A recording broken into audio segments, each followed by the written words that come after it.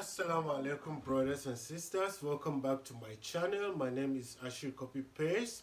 If you are here for the first time, please make sure to subscribe. If you are already a subscriber, don't forget to give us a like, and don't also forget to share our videos. Don't forget the comment section down below is all for you. You can always drop a link for sure, we'll get back to you. Brothers and sisters, today we are going to be listening to a lecture by Professor Nancy Marie Brown, and the title of today's lecture is The Scientist Pope. The Scientist Pope. Remember, if you're new here, please make sure to subscribe. If you're already a subscriber, don't forget to give us a like. Don't also forget to share our videos, and don't forget the comment section down below. It's all for you. You can always drop a link for sure. We'll get back to you. So let's get it. Let's go. I was introduced to the Scientist Pope through an act of grace. Writing a book about an adventurous Viking woman, I made an imaginary pilgrimage to Rome just after the year 1000. Wondering which pope Gudrid the Far Traveler may have met, I discovered Gerbert of Aurillac, who served as Pope Sylvester II from 999 to 1003. I was astonished. Nothing in my years of reading about the Middle Ages had led me to suspect that the Pope in the year 1000 was the leading mathematician and astronomer of his day. Nor was his science just a sidelight. According to a chronicler who knew him, he wrote, I should just mention an important word, a chronicler. So a chronicler is a person who likes to collect who loves writing important events, most especially on historical events to be precise. rose from humble beginnings to the highest office in the Christian Church on account of his scientific knowledge. I felt as if I had stumbled into a parallel universe, an alternate history of the Middle Ages. So I began writing another book to share the story of the Scientist Pope. I called it The Abacus and the Cross, the story. Abacus, in other words, means counting machine. It's like a modern day scientific calculator, something like that. I don't know if I'm right, but I know it sounds like abacus. Yeah, it's a counting machine, but an ancient counting calculating machine. Modify modern day, we call it calculator. 1 times 1, synergy equals to 1, something like that. Let's go. Story of the Pope who brought the light of science to the Dark Ages. A professor at a cathedral school in France for most of his career, Gerbert of Aurillac was the first Christian known to teach math using Arabic numerals. He devised an abacus, or counting board, that mimics the algorithms we use today for adding, subtracting, multiplying, and dividing. It has been called the first computer. Gerbert made sighting tubes to observe the stars and constructed globes on which their positions were recorded relative to lines of celestial longitude and latitude. He, or perhaps his best student, wrote a handbook on the astrolabe, an instrument for telling time and making measurements by the sun or stars. You could even use it to calculate the circumference of the Earth, which Gerbert knew very well was not flat like a disc, but round like an apple. All of this science Gerbert learned as a youth. Round like an apple. Other people say spherical, you know. So the earth is actually spherical, not round, but she's round like an apple. So in other words, the earth is spherical. Living on the border of Islamic Spain. The Arabic numerals Gerbert brought into the Christian West are shaped like those of Morocco and Spain, not those used in the East. Islamic Spain, or Al-Andalus, was an extraordinarily tolerant culture in which learning was prized. I know what most of you are thinking. Al-Andalus. It's different from what you are thinking. Here in Belgium, Andalus is a sauce we use in eating French fries. It sounds sweet and sour, but very spicy.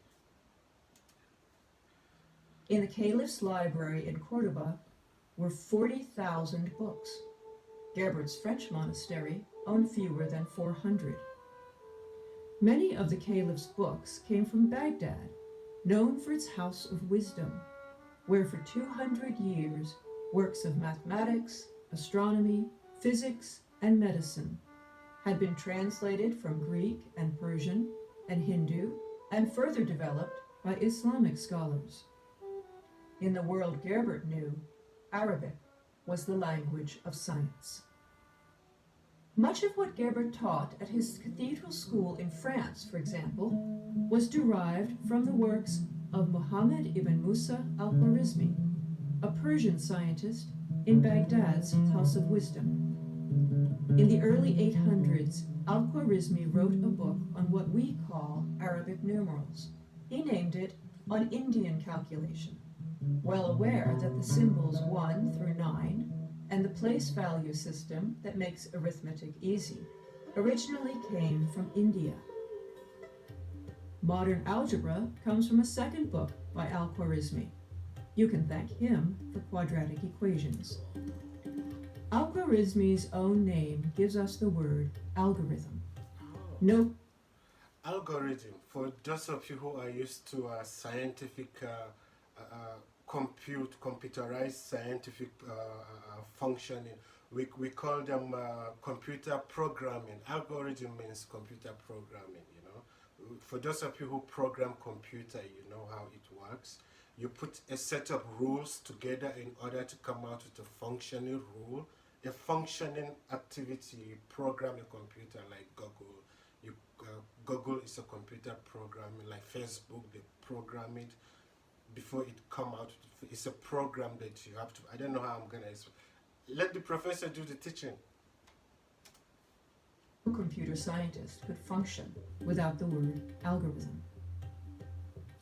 His third book is a set of star tables in which he uses trigonometry, spherical astronomy, and other advanced math to calculate the changing positions in the heavens of the planets, sun, and moon. Finally, al-Khwarizmi wrote a treatise on the astrolabe, which was the most important scientific instrument until Galileo invented the telescope in the 17th century. Al-Khwarizmi's books quickly reached Islamic Spain, perhaps even before his death in about 850. There, during Gerbert's lifetime, 100 years later, al-Khwarizmi's algebra and his treatise on the astrolabe were among the science books translated from Arabic into Latin through the combined efforts of Muslim, Jewish, and Christian scholars. Many of these scholars were churchmen, and some of them became Gerbert's lifelong friends.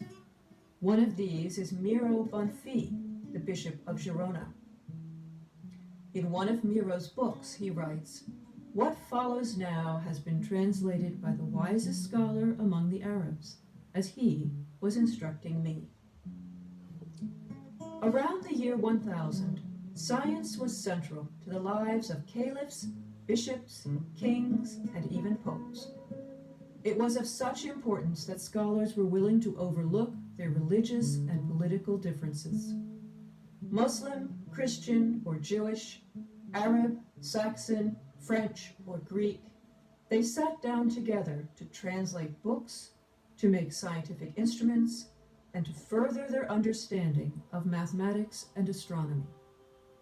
The story of Gerbert of Aurillac made me realize that the conflicts in our world today between Christianity and Islam, between religion and science, are not inevitable and inescapable.